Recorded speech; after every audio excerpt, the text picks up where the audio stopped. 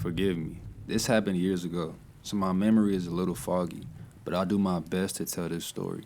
It's pretty chaotic, so I don't talk about it, but I swear on my life it happened. I'll start by saying there were no trespassing signs or any other warning signs anywhere. And I don't know what the these guys were on, but here it goes. A long time ago, my sister, an ex friend, and I decided to urban explore and ghost hunt late at night in a graveyard after a trip out of town. We had taken a dirt road that led us deep into the woods until the ex friend stopped when we got to the cemetery, which sat on a small incline across the road from where we parked. We climbed it and shined our flashlights over the gravestones and noticed that quite a few of them were kids. Seeing that, the ex-friend pulled her EVP device out and started asking questions. For some minutes, we didn't get anything until we did. As I'm looking around the graveyard waiting, the three of us suddenly hear a staticness coming through, but could also hear a faint voice trying to come through the static, but we couldn't tell what was being said. My sister tried to make guesses on what the spirit was trying to say when suddenly we hear a loud revving of an engine. Then this old pickup truck comes tearing down a turn in the road from behind our Jeep. Shocked, we watched as it stopped, and at the end of it, when this other car drives by, passing between our vehicles. The truck takes off after it, and we thought it was going to keep following the car, but then it screams to a stop. And for some damn reason, the driver reversed and drove forward, back and forth quite a few times and quite aggressively in front of the graveyard. At this point, we had shut our flashlights off and dove behind tombstones to hide while this truck finally moves forward, just to turn around using, I guess, another driveway to come back. We start to make our way out of the graveyard when the truck climbs the incline, so we hid behind the graves again. And then they turn the headlights off. Then we hear a door open and shut. At this time, we decided to just haul ass to the Jeep, not caring about anything else. We jumped to our feet, but in the same moment we did, whoever else was in that truck turned their high beams back on. The three of us booked it, tripping and bumping in the gravestones, sprinting for our car. We could hear the footsteps behind us, but no one ever yelled out to us or anything. We jumped off the stone wall and scrambled inside of our car, all the while the truck was backing up to come down from the graveyard. The ex-friend is proceeding to turn the car on. It was slight, but even though all the adrenaline and fear, we could all feel the car moving just a little, like someone was trying to push it from behind. My sister and I look at each other in shock from the sensation until our engine roared to life and the ex-friend slams on the gas and gets us away from the truck. We also had to turn around though. We now see that the truck is now sitting in the turn of the road where it came from. Its high beams lighting up the graveyard. We wondered what to do, scared they would ram us, but we had to go that way. So we just yelled at the ex-friend just to gun it, which she did. And we flew by the truck, but they didn't do anything. So we keep driving and driving way over the speed limit, terrified they were following us. However, once we were really far enough, we realized they weren't, so we calmed down. Although any headlights we did see spooked us. And we went back to the friend's house. Her dad was on the porch when we got there. We jumped out, shaking, and told him what happened. He started to joke about it for some reason until my sister pointed out something in the Jeep. We all turned to look, and it made my ex-friend's dad shut up real quick. There were little handprints all over the back of the Jeep.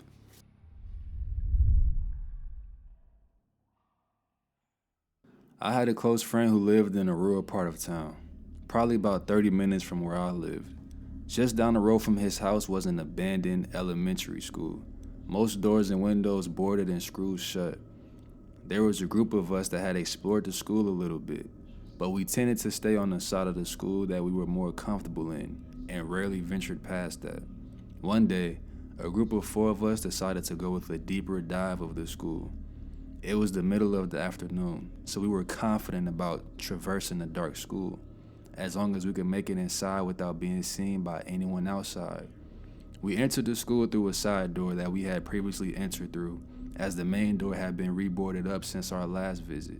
As we entered the school, we felt nothing out of the ordinary, and we began to explore the classrooms close to us.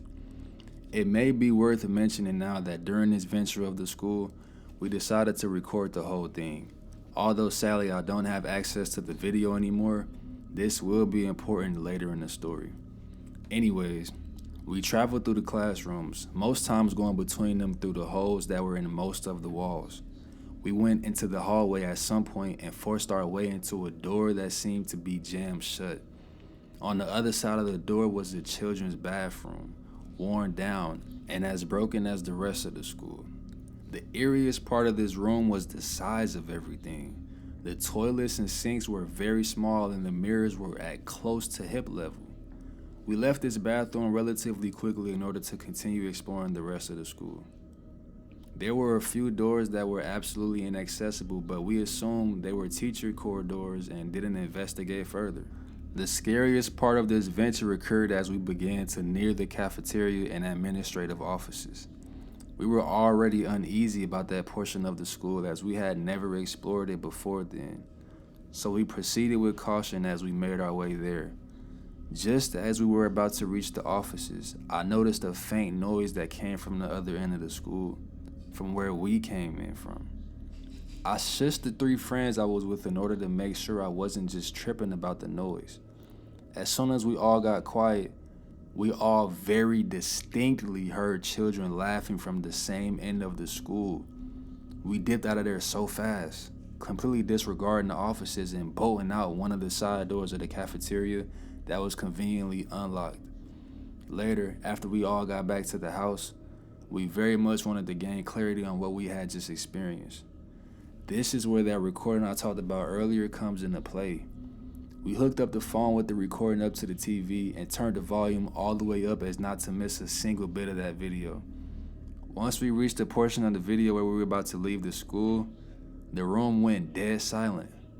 We watched as I shushed everyone on the recording, and then we all watched as we suddenly ran out of the school and ended the video. No clanging, no footsteps, no children laughing. We all distinctly remember hearing the same noises and experiencing the same feeling. Yet, to this day, we were all confused by the fact that nothing we heard in person showed up in the recording, and we have yet to find any answers on subsequent visits to the school since. Long time ago, I had gone exploring with 2 friends and we ventured into the subterranean levels beneath a mid-sized city in northeast Ohio.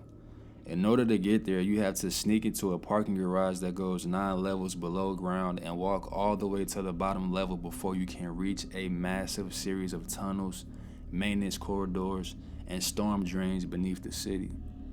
We got way into it and out of nowhere, these 2 seedy-looking dudes appeared out of nowhere. They started talking to us and grabbed my friend and pulled out a knife. Their aim was to rob us, but we were teenagers, so we didn't have anything except our skateboards. The other 2 of us just sort of froze as our friend was being grabbed, and he swung his skateboard at the guy and hit him in the head. We took off running, and these guys chased us through this underground maze. Once we got back to the parking garage, we all split up and ran separate ways. I ran to the closest door I could find down at the 9th level, and it ended up being a maintenance door with a stairwell that led back up to the street. I booked it up 9 stories and threw open the door and had to climb one more set of stairs that led to a courtyard between a few buildings. I hid in some bushes and waited, and no one had followed me. I went back down the stairwell, but the door was an exit-only door, so I couldn't get back in. I went back up and walked around to the front of the entrance to this parking garage and waited. Eventually, both of my other friends came out through the main entrance there, and we went to my car and left. We went down there several more times over the years and have never seen those 2 guys again. It's a scary experience getting a knife put on you when you're so far away from anyone who could potentially help. I'm glad we had our skateboards. Although it's technically not urban exploring, as a former electrician, I think I can still share one moment from a job I had to do about 13 years ago. Me and my job partner were called out to do a larger restoration job that was being done to an older house from the early 1900s. The house was, until this point, a family-owned house which had 2 owners since it was built, and the last owner was an old lady who had passed away whilst being the last person in her family line. Sad story on its own. And nobody could take over the house. So the house got auctioned to a younger couple that bought it for an insane amount of money due to how large the house was. But it was now time to get the old house up to modern standards, which included a completely new installation from scratch, as the old cables around the house were the type of cables that was insulated with black cotton and fastened with handcrafted wooden clamps. While working in the first floor was quite easy as the entire installation process was made to fit inside the new wall frames that the carpenters were setting up, we eventually had to move on to the second floor and prepare for setting up a new intake from the attic, which would then pass down to the main fuse box on the second floor. We opened the hatch to the attic, and while using a flashlight to look up there, we could surely see that the attic was very cramped. So the smallest of us had to go up there to fix everything to get the intake cable settled while removing the old one. As you might guess, I was the smallest of us and had to do that shitty job of going up there when nobody probably had been there for many, many years. So I decided to grab a lunch break and mentally prepare myself for what I expected to become a pretty shit job. After eating, I grabbed my flashlight and tool belt and started climbing up the stairs. And while climbing upwards, I noticed that the smell that we thought was pretty much old people's smell after they died was getting increasingly stronger, but I had to continue. So I got to the top and crawled myself onto something stable when I got up there. While noticing that the smell up there was pretty damn bad, I grabbed my flashlight to look around and get somewhat oriented about where to crawl. Looking forward, it seemed like a pretty straightforward route towards the intake point that I could see in the distance. But out of curiosity, I wondered if there were anything up there. So I looked to my right, only to light up 5 carcasses of what once was the old lady's cats that probably had died. One of them were more or less intact whilst being visibly partly eaten by various insects, while 2 of them were more or less just rotten, dried skin and bones. At that moment, I absolutely regretted my decision to eat, as the sight of this along with the realization about what I had smelled all along was these dead cats, I immediately threw up on the spot before very swiftly noping the fuck out of there. After some talk back and forth, we came to the possibility that the old lady had been throwing her cats up there when they died, one by one. But we'll never know for sure since the lady had died.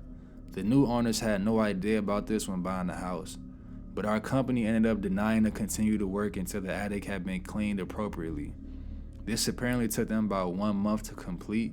I guess there's not many companies who wants to deal with that kind of nasty stuff. But my partner at work ended up finishing the work on the attic afterwards as he felt kind of bad for me. In the end, I decided to not continue being an electrician anymore, as this was not work I really enjoyed doing, especially not after that. There's an abandoned and boarded up World War II fort in the southern part of Belgium that we often sneak into with the scouts. Getting in there requires scaling a sheer wall where we've placed anchoring points for rope and climbing gear next to a relatively busy road. So you're being super quiet, making no light, and cowering every time a car passes by so he doesn't spot you in his lights. The atmosphere is set. The moment you enter it, it's like diving in the water. Sound stops and the entire place is at a constant 14 degrees Celsius, with a slight breeze passing through. The tunnel is barely large enough for me, slightly broader than the average person, to pass without turning my body sideways. The tunnel is just high enough to work up a decent gate while hunched over. If anyone ahead of you blocks the passage for a moment, the breeze stops and it feels like the entire tunnel network takes a breath. Because of the way the tunnels are constructed, they echo in such a way that your own footsteps seem to be coming from behind you. They also seem to take one more step than you do when you stop. Of course, we don't allow the guys and gals to take any source of light in there, so it's pretty scary overall. So I'm in there, posted, at a side passage to ensure everyone takes the same path and doesn't get lost. I go in first, before any of the climbers arrive, so they don't know there are friendly faces in there to help them. I'm in there for a while, just waiting for the first to come by, when I see a dancing little light coming down the long hallway. I quietly settle back in my nook and wait for whoever was smart enough to hide some matches and take them away. The light quietly bobs closer when I realize there aren't any footsteps accompanying it. I poke my head around a corner just in time to see it disappear. I hear no footsteps still. I settle back and wait some more when I realize I do hear some scuffling. Very faint, breathing noises, but still very faint. I become aware of a wet heat coming from right in front of me, with a faint smell of person, sweat, dirt.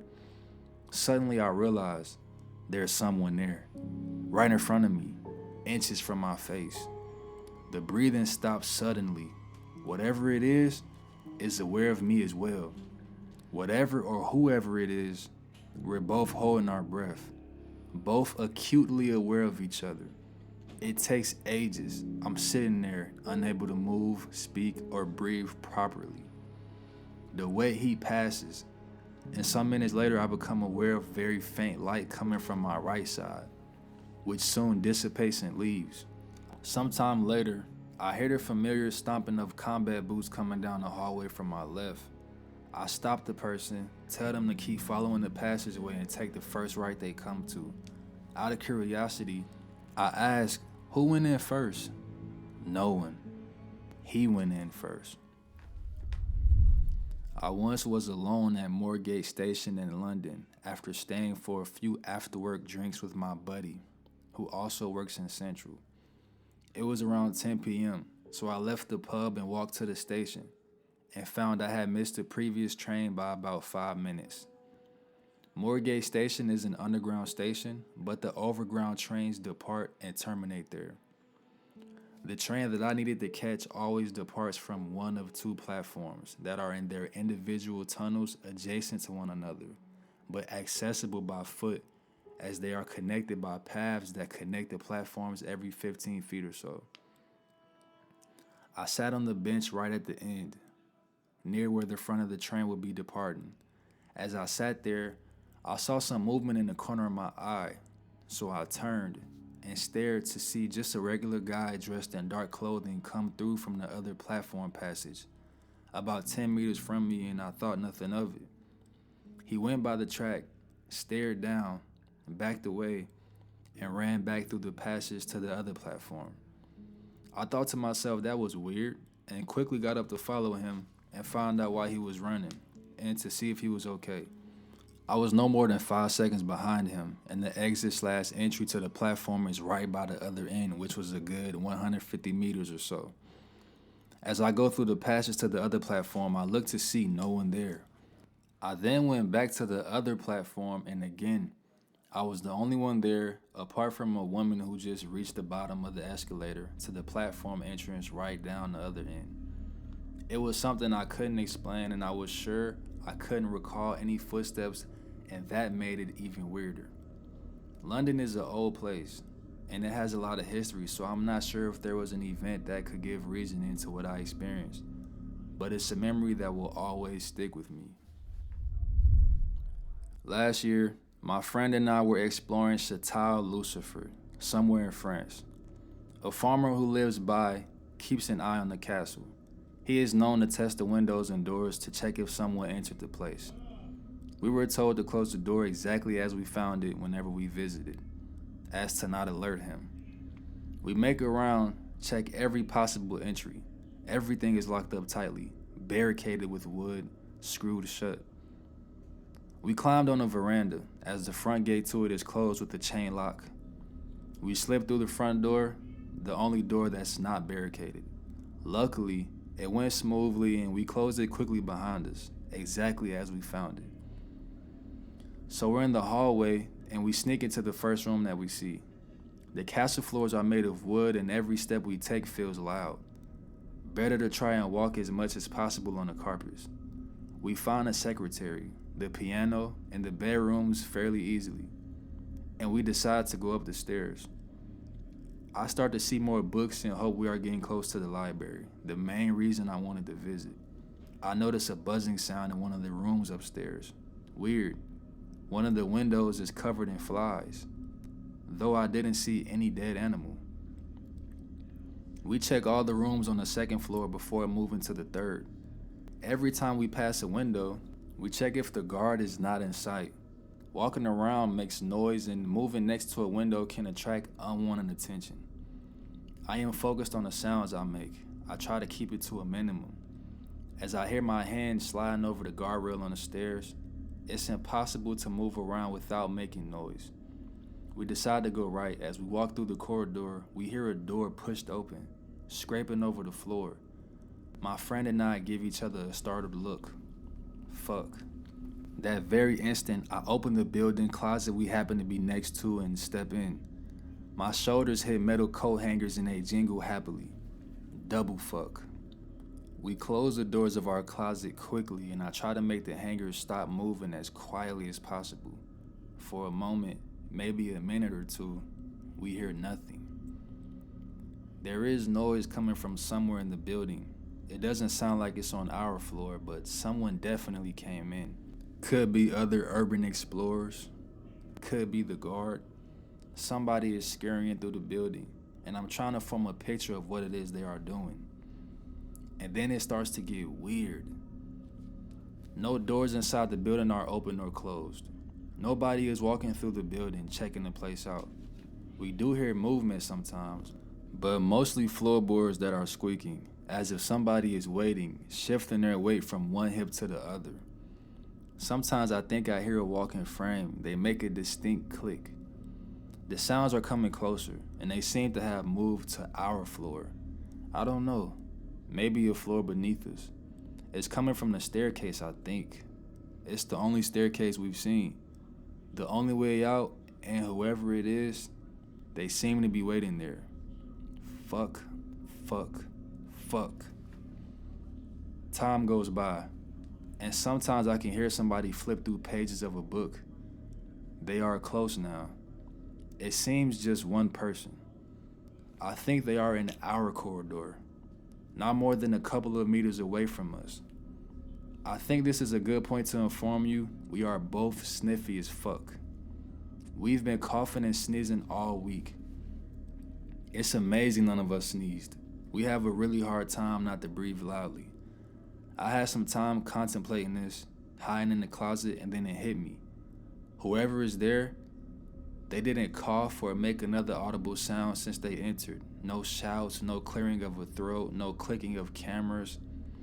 My friend tries to communicate by looks alone, as the both of us can't move without disturbing the coat hangers or accidentally pushing the closet doors open. I do understand what he's trying to say. Wait some more, or make a run for it. We're in the closet for more than an hour. Whoever it is close. Like really close. We heard somebody's hand slide in the guardrail for a short moment. I expect him to walk by our door any moment now. I've expected him to do that for about the last 15 minutes. We both can see a little bit through the cracks, but he must be out of our line of sight. I can see the light shining through the same cracks on the back of the closet. It changes when we hear movement. What the fuck is that guy doing? Doesn't he have anything better to do? The noise seems to move back to the staircase, the exit point. For another half hour, we wait. There is silence, just not long enough to dare hope he is gone. Besides, we haven't heard someone leaving. Somebody is waiting for us. We exchange a look. Make a run for it? He whispered. I nodded. And we hear movement again, scarily close. We are both absolutely sure that if we run, we will run straight to him.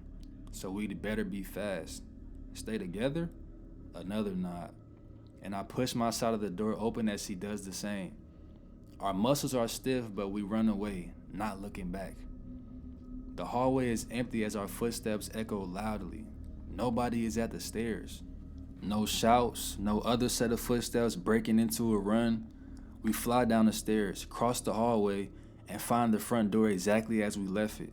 I yank it open and it widens without a sound. I jump over the balcony rail, land in the bushes, and start running again. Only when we're back on the street we dare to look back and start laughing. In the car we talk about it, and we can't figure some stuff out. We both heard the movement and the other noises at the same times. We heard no footsteps, ever. I interpreted one of the noises as a walking frame, My friend has a metal clicky sound. I think I heard someone flipping pages of a book. He couldn't figure out what made the noise, but his description of it was about the same. We both heard movement, and we both are very sure it moved across the same path through the building. We both heard the guardrail. He heard a metal rod click against the bars of the stairway. I missed that. We both were absolutely, without a doubt, sure someone was very close. It sounded nothing like the usual thing you hear in an old house. The expansion and settling of woodwork and things like that. We don't believe in ghosts. Someone must have been fucking with us. I explore abandoned buildings on the regular and photograph them. There's been a lot of weird stuff. I was exploring with new people I had never met before. They ended up being very close friends for a while. We were in an old TB hospital in my area, shooting and getting to know each other. This throwback hospital is known for ghosts and stuff, but as someone who's had weird stuff happen a lot throughout my life, it doesn't bother me a bit. I won't go looking for it, but stuff just seems to happen sometimes, and I kind of just shrug and move on to the story. So I was on one side of the floor and my friends were on another side. I found a door that was jammed shut, so I started kicking it open. After 3 kicks or so, I looked in, realized it was just a bathroom, and moved on. Now my back was facing the door, and I was shooting something else. The door I had just opened slammed behind me. It makes me jump, but then I just go back to what I was doing. Only a second later, the door slams again. And then it just keeps slamming, open and shut. I'm just staring at it because I figured my friends were messing with me. The door jammed whenever it was shut, so it had to be them. There wasn't any wind. It was a hot, humid summer day with virtually no wind. Soon after the door stopped slamming, my friends come from behind me and say, "Stop slamming stuff, security is going to hear us." I explain the situation and tell them I knew it was them and to cut the crap as I'm laughing. They swore up and down it wasn't them. Then I go back into the room after having to kick the door open again. There was no way they could have been in there. So basically, I think I walked into a ghost using the bathroom and he showed me the difference between an open and closed door. There was another experience I had, but this time I was in an abandoned hospital. I never explored this one before, so me and my friends were going room to room and opening drawers, being curious before starting to shoot. We get to these black canisters and we find several human skull caps. A few years prior to me going, fetuses were found. This hospital was known for stuff like this, so I knew it wasn't foul play. I never reported it because security had already told me to leave the property and I didn't. I've gone to really dingy parts of several cities. The drug addicts I meet are genuinely very nice. I explain while I'm there that I don't care what they're doing if they don't mess with me, and we go on our way. I've only felt unsafe around the homeless I've met, and I've been doing this since I was about 11 or 12. My dad used to take me.